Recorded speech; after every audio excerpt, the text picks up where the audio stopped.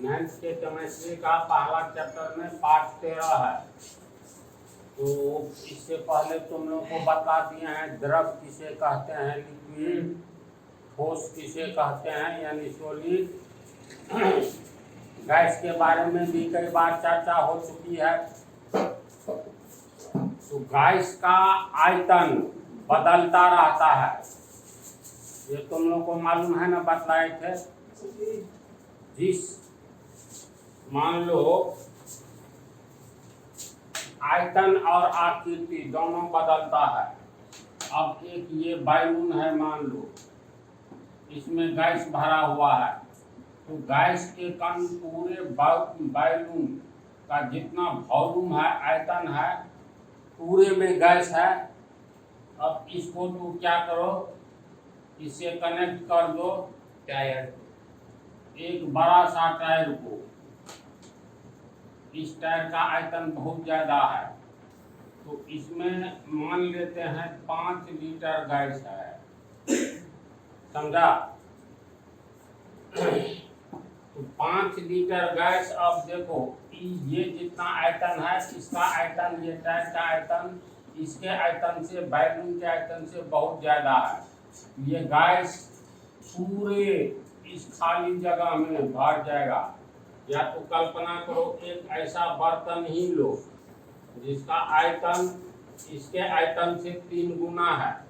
इसका आयतन अगर 5 लीटर है तो इसका मान लो 15 लीटर है आयतन। कुछ उसका भी लिमिट हो रहा है, 3 गुना है, किसका लिमिट है? तो गैस उसमें पूरा जरूरी इसमें भर गया, आगे से 10-15। हाँ, ये गैस ये जितना कण है ना, अंतर इतना ही पड़ेगा, ये पूरे आयतन में फैल जाएगा। यानी नहीं, गैस के कणों के बीच की दूरी सबसे ज्यादा होती है। क्यों? क्योंकि गैस के कणों के बीच लगने वाला इंटरमोलिकुलर फोर्स ऑफ एट्रैक्शन, अंतर आणविक आकर्षण बल सबसे कमजोर होता है।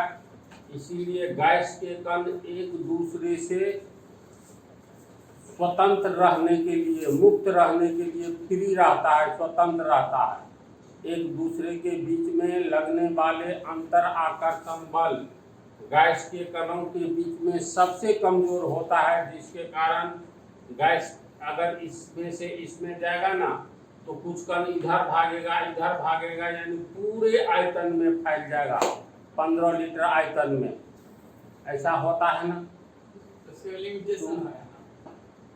जितना आयतन मिलता है उसके कणों के बीच में बहुत दूरी होती चली जाती है। तू धुआं कर दो तो वायुमंडल में किसी रूम में धुआं कर दो, बहुत धुआं हो गया, रूम पैक है, रूम का आयतन, फिर रूम को खोल दो, खिड़की दरवाजा सब कुछ, तो ये धुआं अंत में वायुमंडल में विलीन हो जाते हैं, नहीं दिखाई पड़ते हैं, जबकि रूम का धुआं दिखाई पड़ता है। इसका कारण है एक कण और दूसरे कण के बीच में दूरी। जब ये इस रूम से बाहर गैस के कण निकलेंगे तो इतनी बढ़ती जाएगी जो हमें महसूस ही नहीं होगा कि ये गया कहाँ। तो गैस का आयतन स्थिर रहता ही नहीं है। इसके बाद गैस को जिस बर्तन में रखोगे उसी बर्तन की आकृति को ग्रहण कर लेता है। द्रव में भी यही बात होती है।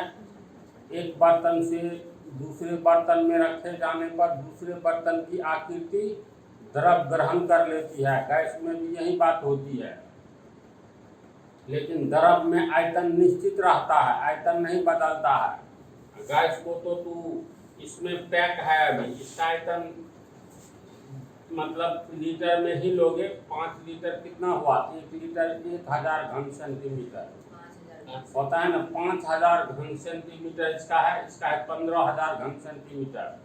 तो इसमें अगर मान लेते हैं 2 किलोग्राम गैस है, मात्रा, गैस की मात्रा, तो ये तुमको इसमें मात्रा में 2 किलोग्राम रहेगा, लेकिन पूरे आयतन में फैल जाएगा, जो कि इससे 3 गुना आयतन अधिक है।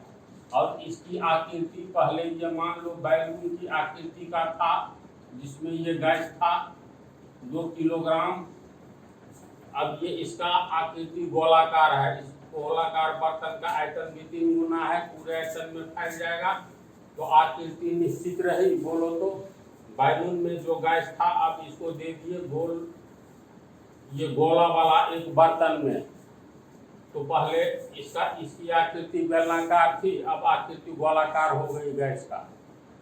तो गैस की आकृति भी बदलती है और आयतन भी बदलता है।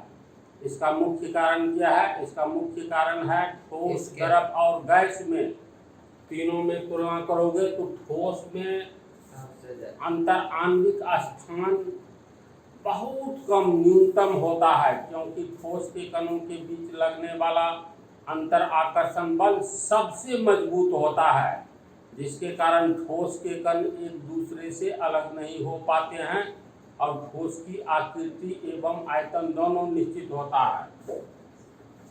द्रव में क्या होता है? बर्तन के अनुसार आकृति तो बदलती है लेकिन आयतन नहीं बदलता है, क्योंकि ठोस की तुलना में द्रव के कणों के बीच की अंतर आणविक स्थान ठोस के तुलना में ज़्यादा होता है।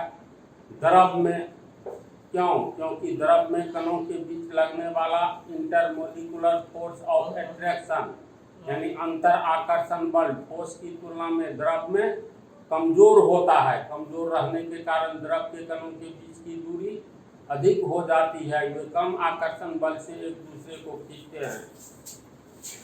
गैस में ठोस और द्रव की तुलना में ये गैस के कणों के बीच सबसे कम अंतर आकर्षण बल लगता है, जिसके कारण गैस के कणों के बीच ठोस और द्रव की तुलना में सबसे अधिक दूरी रहती है और गैस के कण एक दूसरे से मुक्त होने के लिए स्वतंत्र रहते हैं, बहुत कमजोर अंतर आकर्षण बल के कारण।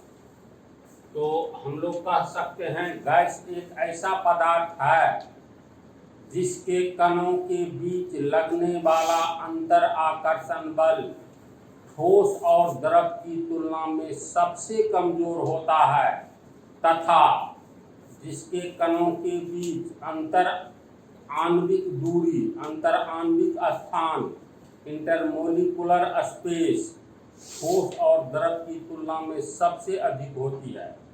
ये कह सकते हैं।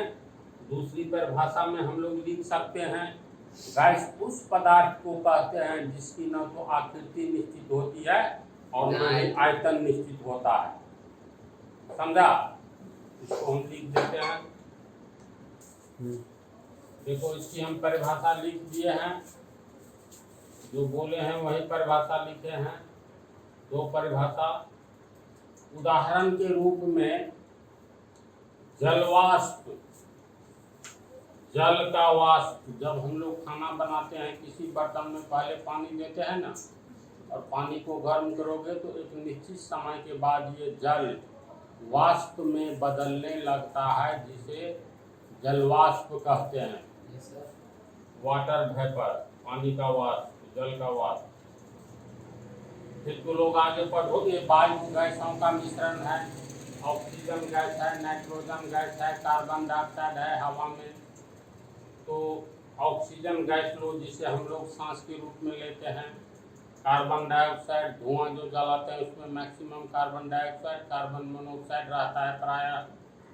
क्लोरीन गैस, ये सब आगे चल करके पढ़ोगे। हवा भी विभिन्न गैसों का मिश्रण है। धुआं हो गया, ये भी गैसों का ही एक रूप है, कार्बन डाइऑक्साइड, कार्बन मोनोऑक्साइड का। ये सब जो है वातावरण में जहीं पर रखोगे ना, ओपन करोगे किसी सिस्टम से, बंद सिस्टम से, गैस का सिलेंडर हेतु खोल दो खलिया रूम में, देखो पूरा रूम में महक लगने लगता है, दुर्गंध नहीं आने लगता है गैस का। तो जैसा उसको आयतन मिलता है पूरे आयतन में फैलता चला जाता है, आकृति कोई निश्चित नहीं होती है। तो गैस के बारे में तो लोग समझ गया होगा गैस किसे कहते हैं। अब अगला टॉपिक होगा,